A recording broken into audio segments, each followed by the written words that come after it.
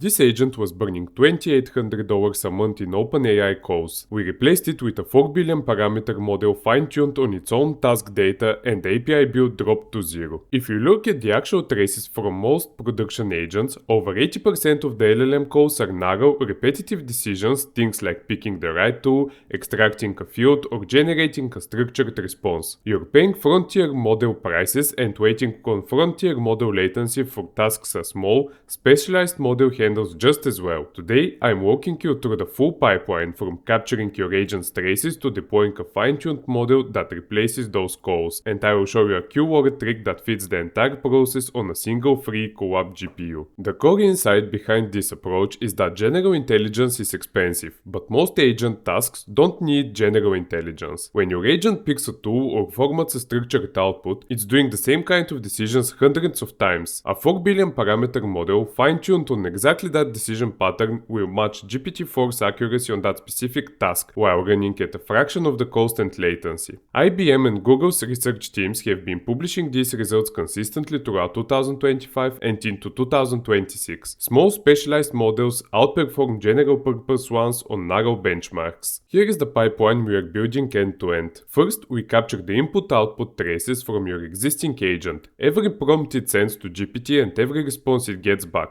Then we curate those traces into a clean training dataset. From there, we fine-tune a small model using QLoRA through Unsloth, which handles all optimization to fit training onto a single GPU. Finally, we evaluate the fine-tuned model head-to-head against GPT-4 on a held-out test set. And if it passes our accuracy threshold, we swap it directly into the agent's LLM call. QLoRA is what makes this entire approach practical on consumer hardware. Instead of updating every weight in the model, we freeze the base weights and quantize them down to 4-bit precision to save memory. Then we attach small, trainable adapter metrics called low-rank adapters to each layer. During training, only these adapters get updated, which drops memory usage from around 48 gigabytes down to roughly 6. That's the difference between needing an 800 and running comfortably on a free Colab T4. The adapters themselves are tiny, so you can store multiple task-specific adapters alongside one base model. The quality of your fine-tune depends almost entirely on the quality of your dataset, so this step matters more than any hyperparameter. You start by pulling the raw input-output pairs from your agent's logs,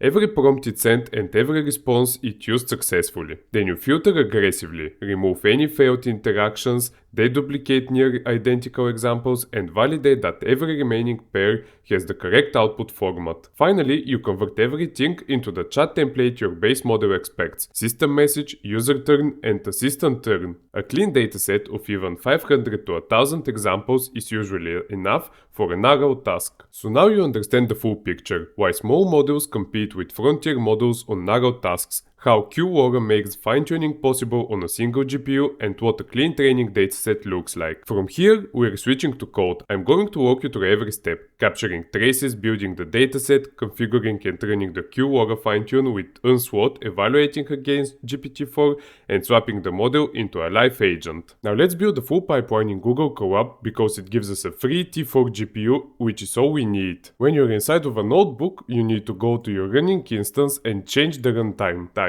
You need to change from CPU to T4 GPU. First, let's get our Colab environment ready. We install Unsloth, TRL and datasets, and that's everything we need for QLoRA fine-tuning. After that, inside a new data folder, you need to upload the two JSON files, which were used for training and for testing the fine-tuned model. Now let's load the raw traces and see what we're working with. As you can see, each entry has the input your agent sent to GPT-4, the output it got back, and the success flag. In a real setup, you would export these from whatever logging system your agent uses: Longsmith, a custom logger, or even structured print statements piped to a file. We print the first trace so you can see the shape of the data before we start cleaning. Now, the step that matters most: dataset curation. We filter out any traces where the agent failed, since we only want to learn from the correct behavior. Then we format each surviving trace into the chat template the model expects: a system message defining the agent's role, a user turn with the input, and an assistant turn with the expected output. We write the result as a JSON-L file. which is the format the dataset's library loads natively. Even 500 to 1000 clean examples is usually enough for a narrow task like tool routing. After running it, you can see that we now have 100 examples and 8 examples were filtered. Here's where Unsloth turns its key.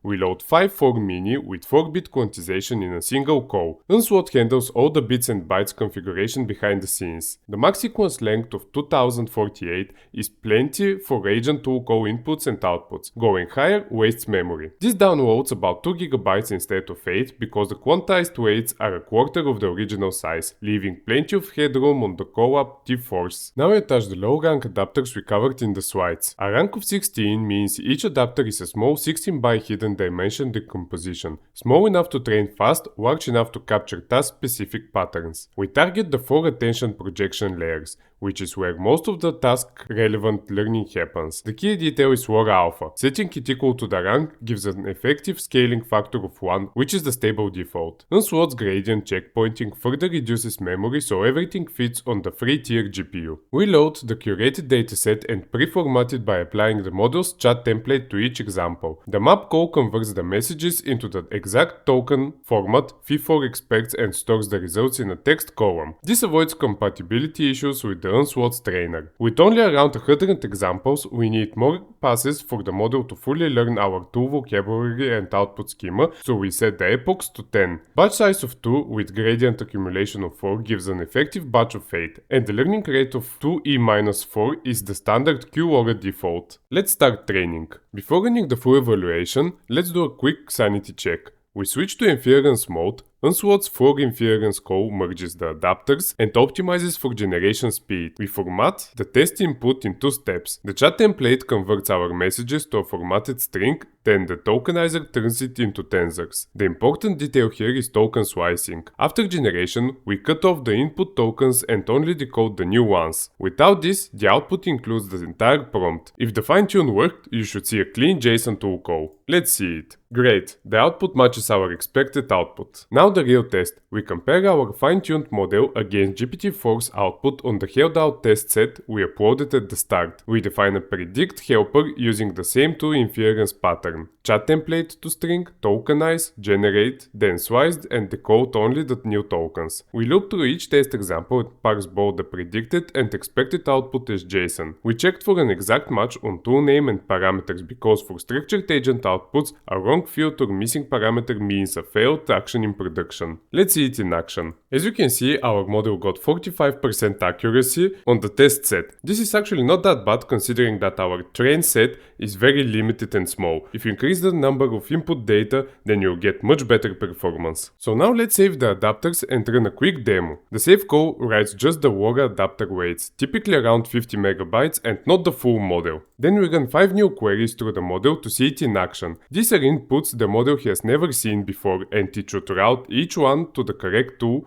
with the right parameters. This is exactly what would happen inside your agent. The only difference is you're no longer paying for an API call. Let's see the results. In my opinion, the results are looking pretty good. They semantically represent correct assumptions. If you continue to fine-tune your model and improve it on more and more data, it will get even better. Let's recap what we covered. We started by identifying the core problem. Most production agents burn frontier model pricing on narrow repetitive tasks that don't need that level of reasoning. We captured our agent's actual traces, curated them into a clean training dataset and fine-tuned a 4 billion parameter model using QLoRA through Unsloth all on a single free-tier GPU. Then we evaluated it head-to-head against GPT-4 and confirmed it matches accuracy on our specific tasks while cutting latency and cost dramatically. If you want to try this yourself, start with whatever call your agent makes most frequently. That's where the savings compound fastest. If you enjoyed this video, subscribe to ByteBuilder and leave a like. I'll see you in the next one.